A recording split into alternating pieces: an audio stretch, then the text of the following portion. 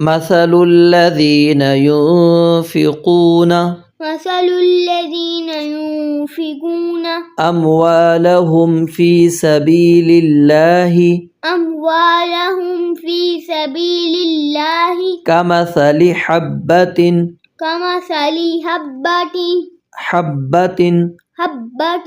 أنبتت سبع سنابل في كل سنبلة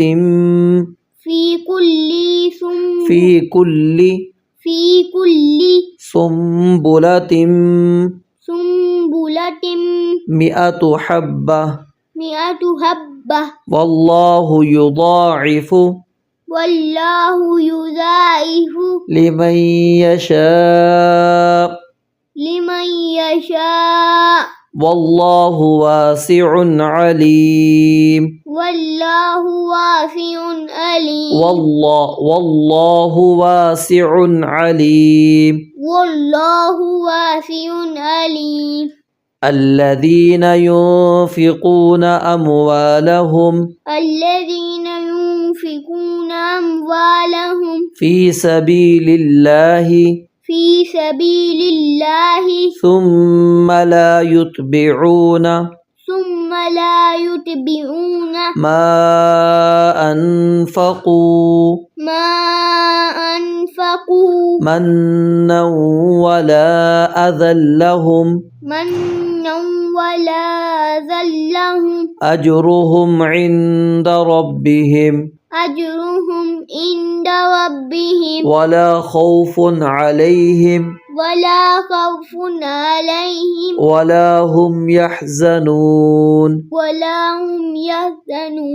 قول معروف ومغفرة خير من صدقة يتبعها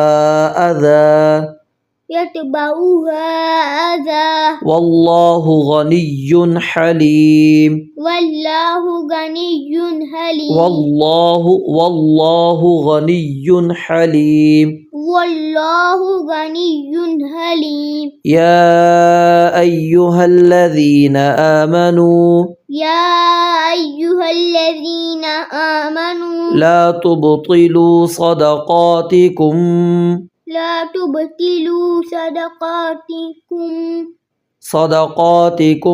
بالمن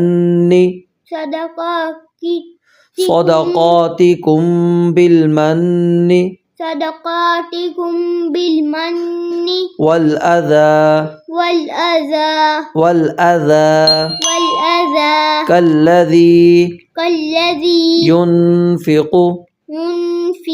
ماله رئاء الناس ولا يؤمن بالله واليوم الآخر فمثله كمثل صفوان عليه تراب فأصابه وابل فتركه صلدا لا يقدرون على شيء مما كسبوا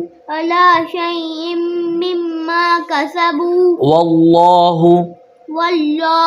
لا يهدي القوم الكافرين ومثل الذين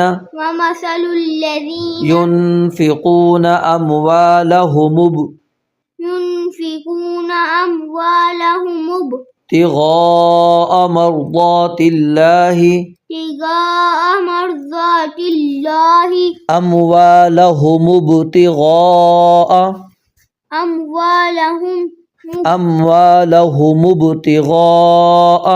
أموالهم ابتغاء مرضات الله وتثبيتا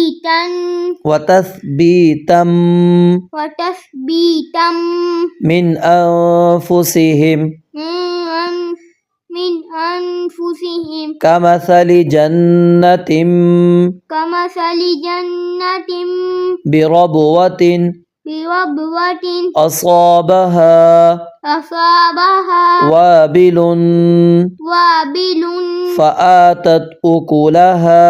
فآتت أكلها ضعفين فإن لم يصبها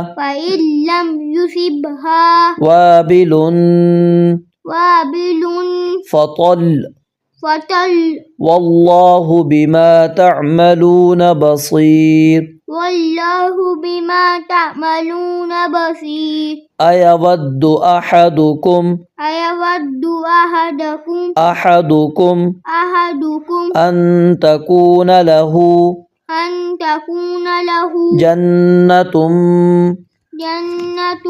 من نخيل وأعناب تجري من تحتها الأنهار له فيها من كل الثمرات وأصابه الكبر وله ذرية ضعفاء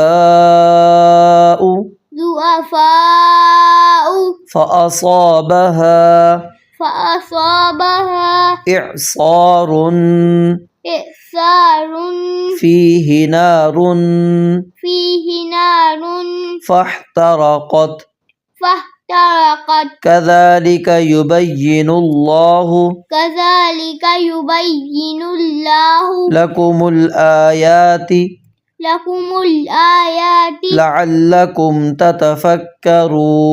لعلكم تتفكرون